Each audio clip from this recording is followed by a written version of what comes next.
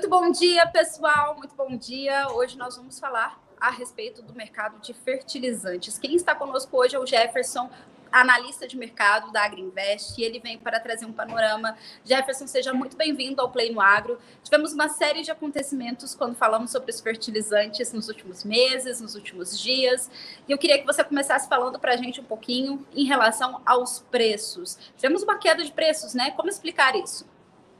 Oi, Tamires, prazer em falar contigo, prazer em falar com todo mundo. Então, nós estamos vendo um cenário de retração nos preços.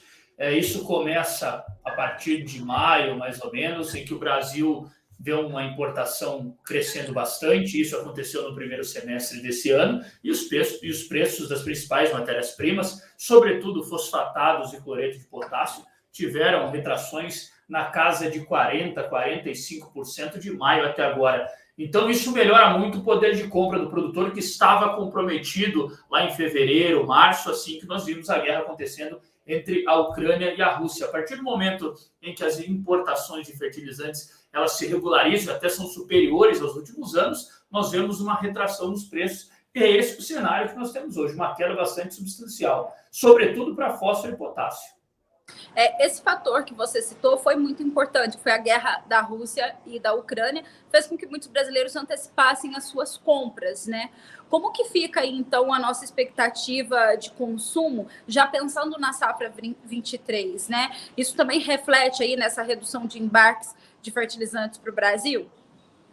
Olha, primeiramente nós temos que separar em dois pontos, né? De um lado nós tivemos os importadores que anteciparam as suas importações e do outro nós tivemos os produtores que diminuíram um pouco as suas compras. Por isso até mesmo que nós vemos hoje um fator importantíssimo de retração, de queda nos preços, por essa combinação. No primeiro semestre eu tive uma importação uma importação recorde, assim podemos falar, muito acima do normal. Do outro lado, os produtores brasileiros reduziram suas compras. Nós tivemos recentemente os números da ANDA falando que as entregas de fertilizantes do Brasil caíram 8,9%, considerando de janeiro até julho. Ou seja, o produtor vendo o preço alto, ele comprou menos. Do outro lado, pelo risco de faltar a matéria-prima, os importadores anteciparam as suas compras. E esse movimento, claro, gerou um problema de armazenagem no Brasil. Nós não estávamos habituados a ver compras antecipadas como nós vimos. E hoje, claro, você tem essa questão ligada à armazenagem de fertilizantes aqui no Brasil, sobretudo nos portos brasileiros.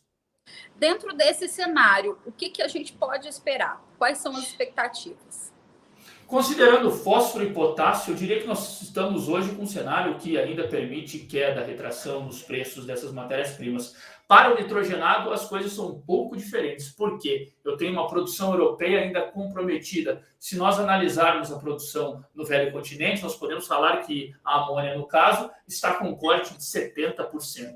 Inclusive, ontem, dia 12 de outubro, o que nós tivemos? Nós tivemos um anúncio importante por parte de uma empresa da Polônia. Ela disse que irá retomar a produção de amônia. Esse foi o primeiro anúncio que eu vi nas últimas semanas. Traz uma esperança para o mercado que a produção europeia dê sinais de recuperação. Agora, o que nós sabemos o inverno está chegando, as temperaturas caem na Europa e o consumo doméstico aumenta de fertilizantes. Nós vamos ter que analisar o seguinte: primeiro, preço, e segundo, a disponibilidade de gás natural para a produção de fertilizantes nitrogenados lá na Europa. Caso continue do jeito que está, nós certamente, nos próximos meses, teremos volatilidade para o preço da ureia. Sem dúvida. Essa questão do gás natural que você citou é preocupante porque a gente sabe da crise energética que a Europa está passando, certo?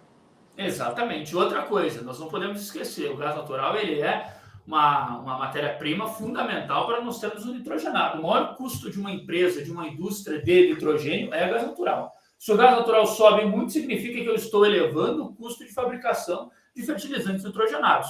Logicamente, se esse custo ele for muito elevado e o preço de venda não for suficiente, eu vou ter uma margem negativa. Se eu tenho uma margem negativa, o que eu faço? Eu estou desestimulando a produção. E é isso que acontece hoje na Europa. Uma situação muito diferente dos outros lugares, como no Oriente Médio ou no Norte da África. Mas o fato de eu ter um bloco importante como o europeu tendo que importar fertilizantes nitrogenados, e isso é possível que aconteça, significa que eu estou tendo um desbalanço da oferta e demanda global de nitrogenados. Isso é o suficiente para elevar o preço, não tenho dúvida.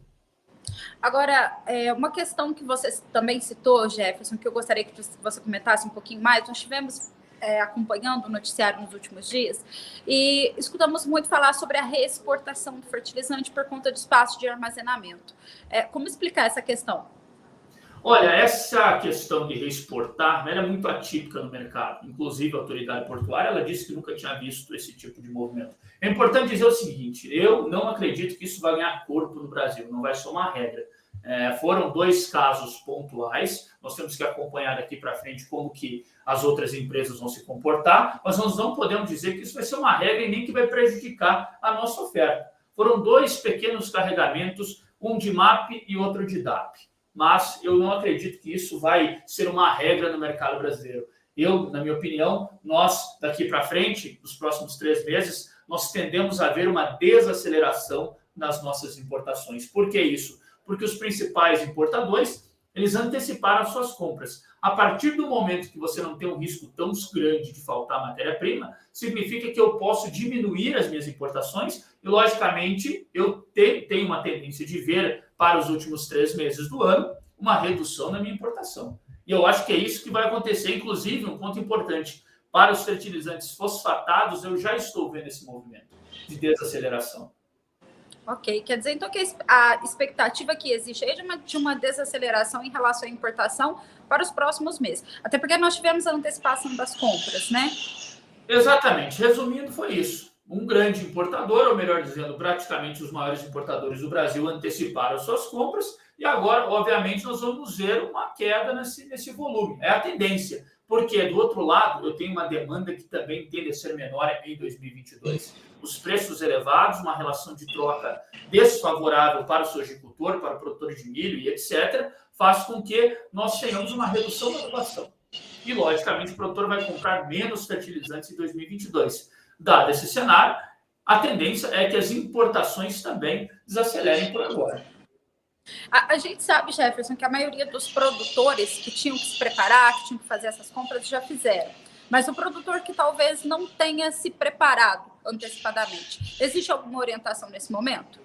Olha, nós temos algumas, vamos lá, primeiramente, para a safra atual de soja. O produtor que não comprou, a janela dele é extremamente curta, extremamente apertada. Para o milho safrinha 2023, a maior atenção, na minha opinião, fica pelo lado do nitrogenado. O produtor vai precisar comprar o nitrogenado que ele não comprou ainda. Essa é a maior atenção. Para a soja 23, 24, que é a soja lá na frente, o produtor vai ter que acompanhar muito a relação de troca dele.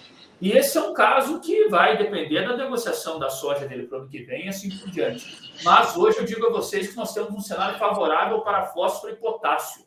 O produtor está com uma boa oportunidade, a relação de troca caiu bem, mas ele precisa acompanhar, porque o preço ele caiu bem, deve cair mais um pouco, só que a demanda, a partir do momento que eu ter uma retomada nela, significa que essa cotação que está em queda pode retomar em uma tendência de alta, vai depender muito desse fator chamado demanda. Em geral, os preços baixos estimulam os produtores a anteciparem suas negociações e, logicamente, você impulsiona os preços novamente para cima. Tá certo, perfeito. Jefferson, muito obrigada pela sua participação com a gente. Você é sempre muito bem-vindo no Play no Agro.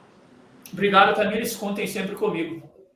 Muito obrigada. Até a próxima. Até a próxima.